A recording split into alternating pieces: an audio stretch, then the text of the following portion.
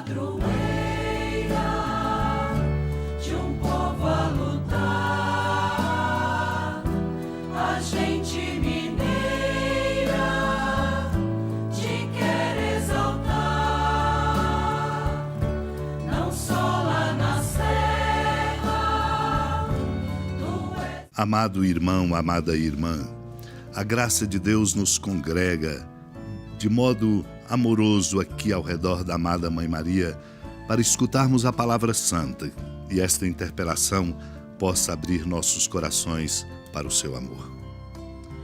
Eu lembro aqui um bem-aventurado chamado Guerico, um abade, quando diz assim: ressurja, pois, e reviva o espírito de cada um de nós, seja para orarmos com atenção, seja para agirmos com diligência, provando com renovada e tenaz energia estarmos novamente participando da ressurreição de Cristo.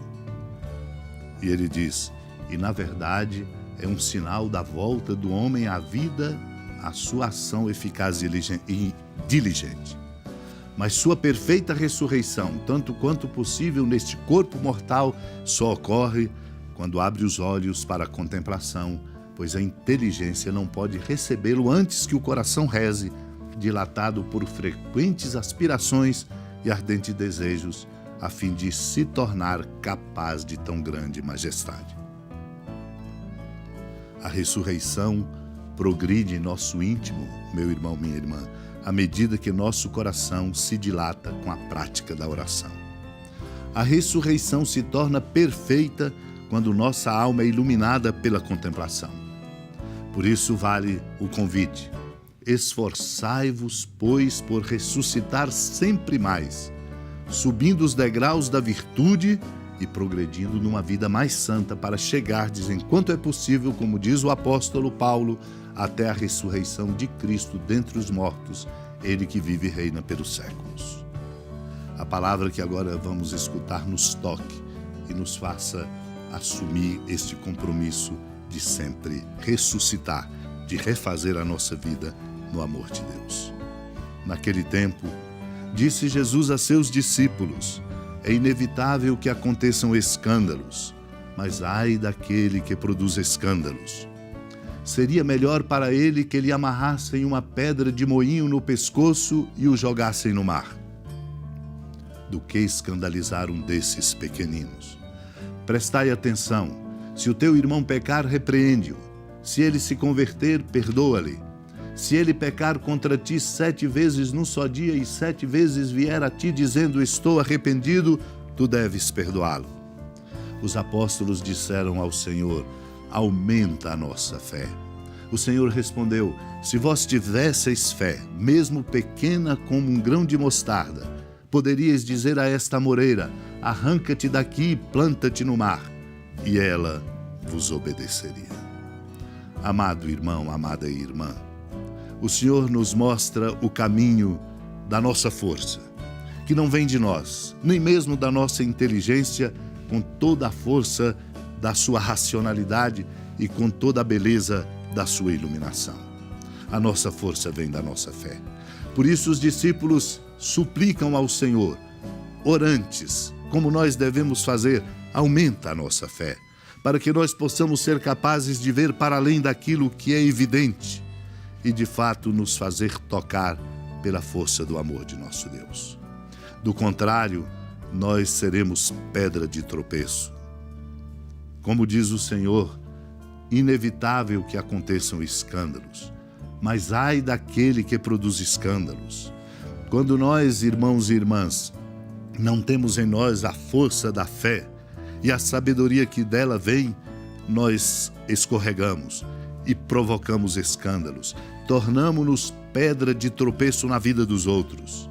E o Senhor diz, nos advertindo, seria melhor para ele que lhe amarrassem uma pedra de moinho no pescoço e o jogassem no mar do que escandalizar um destes pequeninos.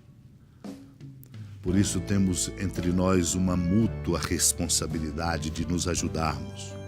Ajudar o irmão a sair do pecado, repreendendo-o, como nós também devemos acolher as repreensões de que precisamos para nos converter e perdoarmos-nos mutuamente.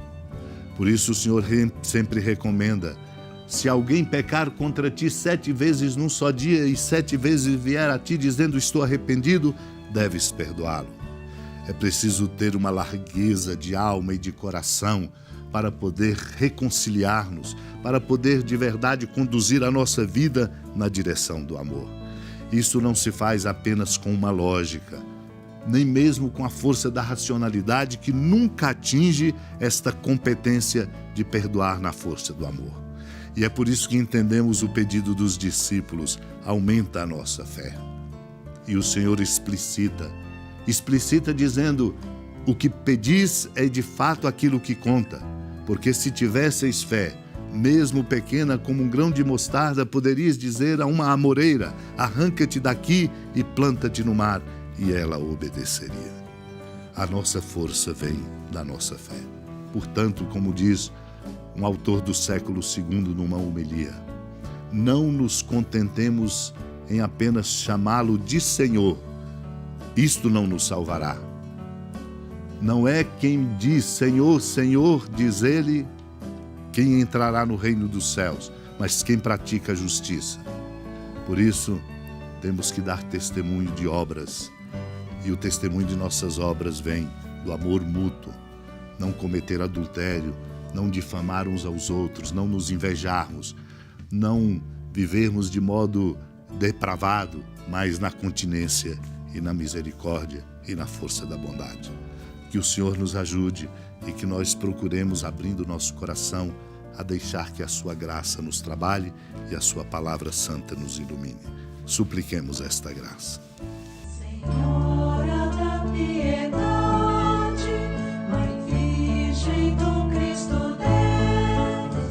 Lembrai-vos, ó piedosíssima Virgem Maria, que nunca se ouviu dizer que alguém daqueles que, tendo recorrido à vossa proteção, implorado a vossa assistência e reclamado o vosso socorro, tenha sido por vós desamparado. Animado com igual confiança, a vós recorro, ó Virgem das Virgens, e gemendo sob o peso dos meus pecados, me prostro a vossos pés. Não desprezeis as minhas súplicas, ó Mãe do Verbo encarnado, mas dignai-vos de as ouvir propícia e de me alcançar o que vos peço. Amém. Feliz padroeira de um povo a lutar, a gente mineira te quer exaltar, não só lá na serra, tu és esplendor de toda esta terra, também és fulgor. Amado irmão, amada irmã, com alegria, da ermida da padroeira do estado de Minas Gerais, a Senhora da Piedade, que da sua casa de clemência e bondade nos acompanhe e nos abençoa do alto da serra, magnífica arquitetura divina, a bênção de Deus, amor misericordioso, Pai, Filho e Espírito Santo, desça sobre sua família, sustente sua vida, proteja sua casa, fecunde o caminho missionário de nossa igreja e nos encha de sabedoria e permaneça conosco para sempre. Amém. Feliz padroeira